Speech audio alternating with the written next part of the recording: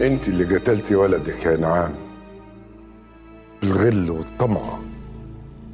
طب ابشرك يا عمده، انت هتندم على اللي انت حرمته من حضن انعام ومن عزك، ولا الواد التاني اللي لا له اصل ولا فصل.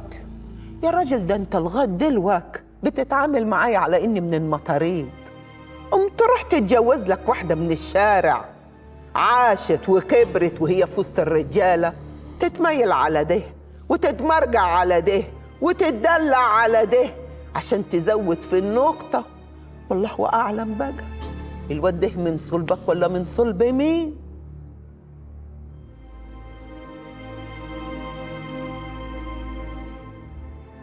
تطالق يا انعام.